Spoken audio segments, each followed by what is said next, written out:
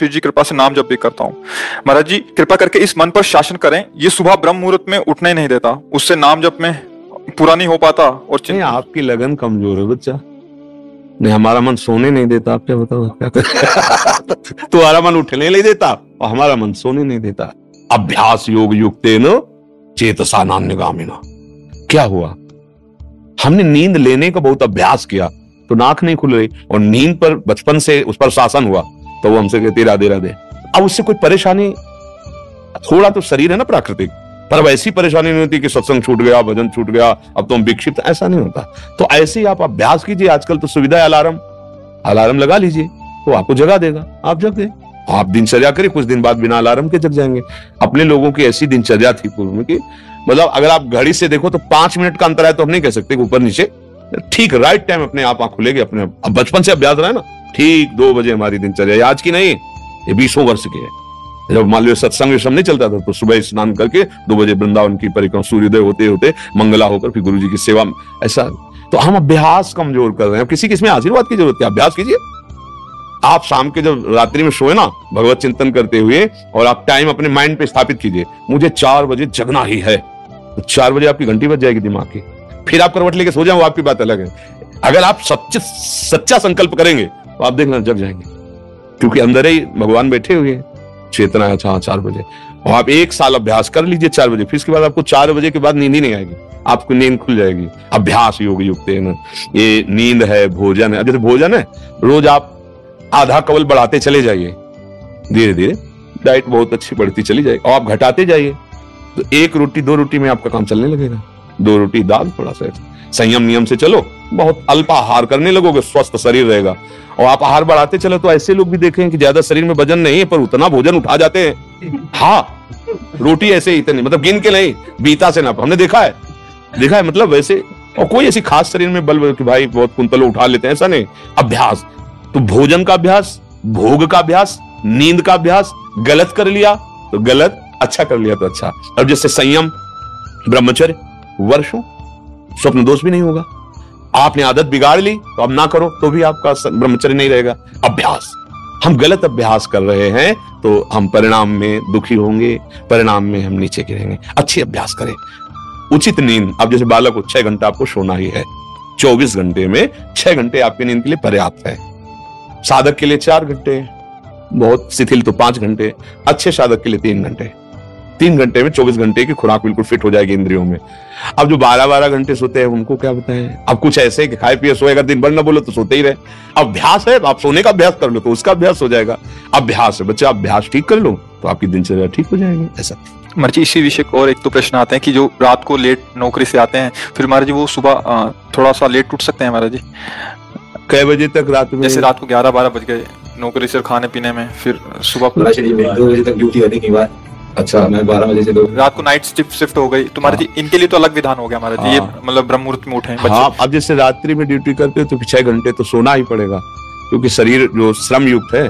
तो अब उसको फिर दिन में तो छुट्टी होती होगी, मतलब उसको समय तो ऐसा थोड़ी होता हो कि साधारण दिनचर्या वाली ड्यूटी में फिर जाना, ऐसा तो नहीं होता होगा।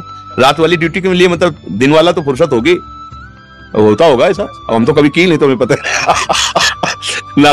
नाइट और ना दिन की, रात दिन की ड्यूटी एक ही रही है। राधा वल्लभ से हरिवंश सीवंचल हमारी। तो 6 घंटे सोने के लिए विधान जैसे है, तो अगर आपको पैसा कमाने की इच्छा हो तो उसके बाद भी ओवर टाइम कर सकते हैं, आप ड्यूटी कर सकते हैं ना। 2 बजे जगने के बाद आप सोचोगे यार 2 घंटे अगर और हम कर लेते हैं तो इतना मिल जाता है। तो अगर ऐसा ओवर टाइम भजन के लिए हो जाए तो लाभ मिल जाए। अब आप 6 घंटे सोने के निकाल लो।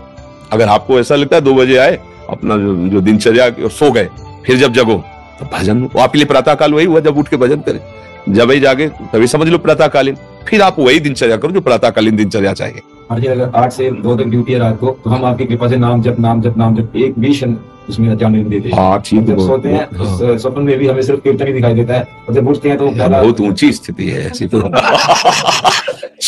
स्वप्न में और जागृत में हर समय प्रभु का चिंतन चलने लगे, बहुत ऊंची स्थिति है। पर मनीराम को देखते रहना, बहुत कलाबाज है, बहुत कलाकार हैं।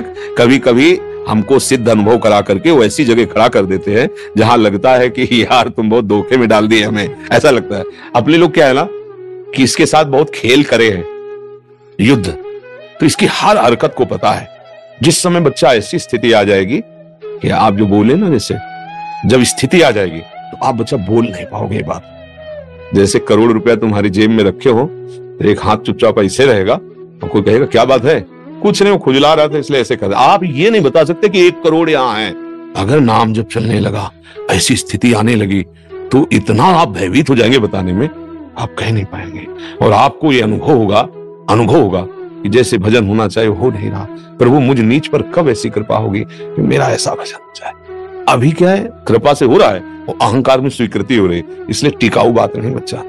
भजन करने वालों के हृदय में ऐसी भजन की भूख पैदा होती है कि रात दिन करने पर भी उन्हें रोना आता है कि प्रभु कब मुझसे ऐसा भजन होगा जैसा संतों ने किया, और रात दिन भजन कर रहे हैं। समझ लो ना बच्चा, यहाँ आए हो ना, बहुत कृपा पात्र हो, तो अब वास्तविक तुम्हारी स्थिति ऐसी हो जाए कि जागृत स्वप्न सुषुप्ति सूरत में राधा पदाब्ज छटा, चाहे जग रहे हो या सो रहे हो या स्वप्न में हो, लाडली लाल के साथ आपका मन सावई मना कृष्ण पदार। कभी अब कहना नहीं और अभ्यास बढ़ाते चले जाओ। जो हो रहा है नाम जब, वो श्री जी की कृपा से हो रहा है, गुरु जी की कृपा से हो रहा है। कहने से ये बात हट जाती है, अहम पुष्ट होता है चुपचाप अंदर ही अंदर। अब या तो आप जानते नहीं थे या आप करते नहीं हो, नहीं तो डर लग जाएगा। अपनी कोई चेक किसी को दिखाएगा, पैसा दिखाएगा, ये राजा वाला दिखाएगा क्या? तिजोरी में बंद किया जाता है लॉकर में, एक चाबी वहां और एक चाबी गुरु जी के पास, एक चाबी आपके पास। केवल गुरुजी और आप मिलकर बात कर सकते हो उस लॉकर की चाबी को, तो समझ रहे ना। अपने गुरु से केवल पर्सनल, घर गृहस्थी परिवार नहीं, बैंक में एक चाबी आपके पास, लॉकर का होता है ना, दोनों मिला के, मतलब केवल सदगुरु और आप, फिर अपने अनुभव, फिर वो। श्री राधे राधे। प्रिय दर्शकों, आज का सत्संग आप सबने तो पूरा देखा है। प्रेमानंद महाराज जी के प्रवचन सुन के आपको क्या क्या सीखने को मिल रहा है, कमेंट में जरूर बताएं। प्रेमानंद महाराज जी के प्रवचन सुनने के लिए कृपा दर्शन YouTube चैनल को जल्दी सब्सक्राइब कर ले। फिर मिलते हैं एक और नए वीडियो के साथ। धन्यवाद।